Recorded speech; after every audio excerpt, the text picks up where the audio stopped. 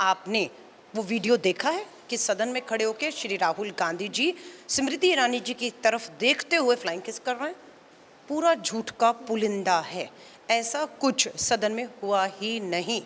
सिर्फ मणिपुर के मुद्दे से ध्यान भटकाने के लिए स्मृति ईरानी द्वारा एक बार फिर कोशिश की गई और जहां दुर्भाग्य और दुख की बात है वो कामयाब होते हुए दिखी, क्योंकि मुद्दा तो मणिपुर था ना। फ्लाइंग किस से नमस्कार, आप देख रहे हैं डीएस पर। मैं हूं आपके साथ नफीसा। चर्चा के लिए, बातचीत करने के लिए अलका लामा जी हमारे साथ हैं। प्रधानमंत्री ने जो सदन के भीतर 2 घंटे 12 मिनट लगभग भाषण दिया, उसमें मणिपुर की हिंसा, मणिपुर के लोग कहां गायब रह गए।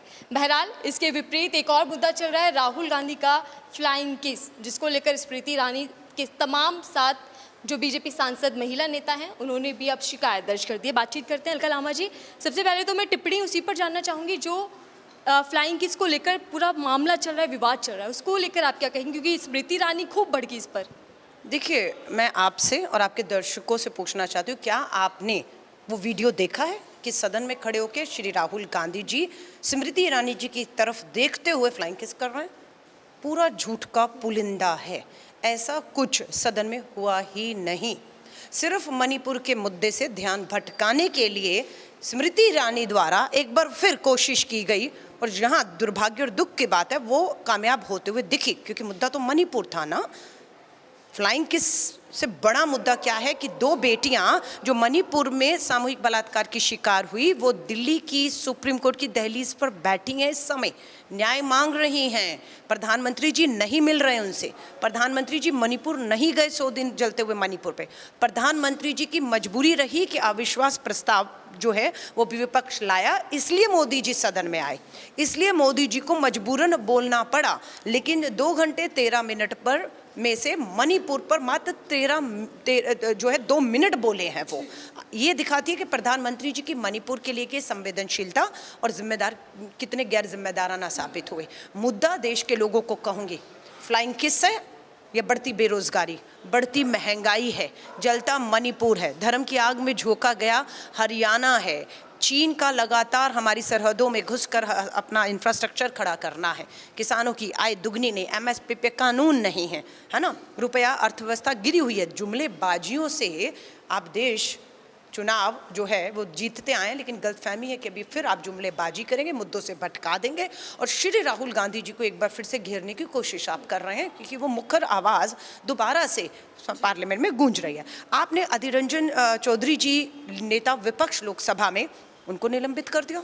आपने राघव चड्ढा को निलंबित कर दिया। आपने इससे पहले संजय सिंह, डेरेक ओब्रायन को, यानी कि लोकतंत्र की इन आवाज़ों को मात्र आप बहुमत और तानाशाही के दम पर कुचल रहे हैं। हम मानते हैं आपके पास बहुमत और नंबर हैं, उसी नंबर के दम पर आप अध्यादेश पे अध्यादेश ला रहे हैं।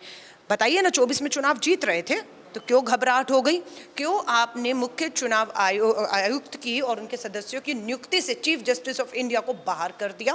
पूछना चाहते हैं, आप तो जीत रहे थे, क्या घबराहट है आपकी कि आप चुनाव आयोग आपके मुताबिक होगा, किस तरह के? सो साफ है, घबराहट है, लड़ाई लंबी है, देश के लोगों को सोचना है मुद्दे बड़े क्या हैं इस देश के। लेकिन मणिपुर पर समाधान निकालने की जगह आपको राजस्थान, बंगाल, बिहार तमाम चीज़ें गिनवा दी जाती हैं और विपक्ष पर खूब जमकर हमला किया गया।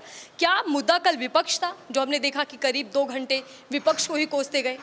देखिए, भाजपा के लिए इंडिया ही मुद्दा है और विपक्ष के 26 दल ही मुद्दा है। सबसे ज़्यादा जो उनको डर है वो इन्हीं से सता रहा है, इसलिए उनके लिए मुद्दा ये है। हमारे लिए मुद्दा ये नहीं है कि 24 में हम जीतेंगे, प्रधानमंत्री कौन होगा या क्या होगा।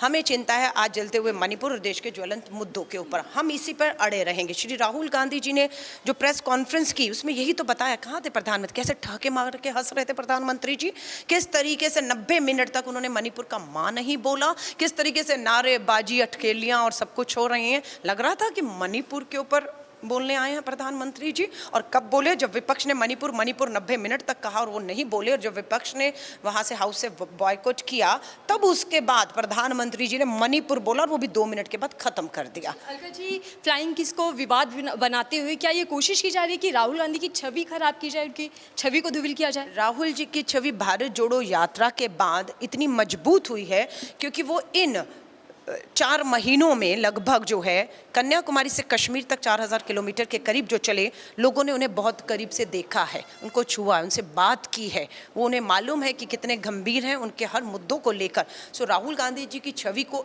अब जितनी आसानी से भाजपा ने उनको नुकसान पहुंचाने की कोशिश है कि सत्ता दल पैसे के दम पर, अब वो संभव नहीं है। राहुल गांधी जी को देश बहुत करीब से देख कर जान चुका है। एक और छोटी सी टिप्पणी आप पर चाहूंगी। कल कहा गया सदन के भीतर कि फेल प्रोडक्ट को रीलॉन्च पर रीलॉन्च किया जा रहा है, बार बार उसी को लाया जा रहा है।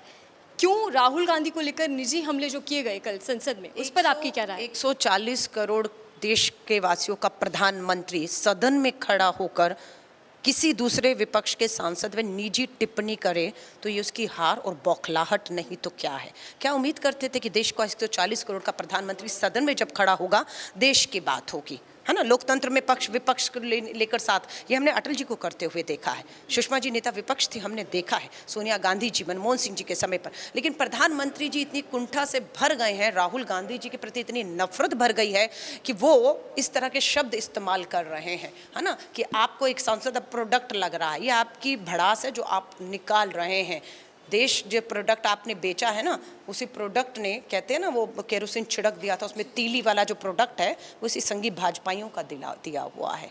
ठीक है, बहुत बहुत धन्यवाद हमसे बातचीत करने के लिए। अलकलामा जी हमारे साथ हैं जिनसे हम चर्चा कर रहे थे फ्लाइंग किस को लेकर, जिस पर विवाद छिड़ा हुआ है। राहुल गांधी पर एक बेहद गंभीर आरोप बीजेपी सांसद द्वारा लगाया गया है। ऐसे में देखना ही होगा कि राहुल गांधी इस पर क्या बोलते हैं और किस तरीके से इस पूरे विवाद को थामते हैं। फिलहाल के लिए दीजिए।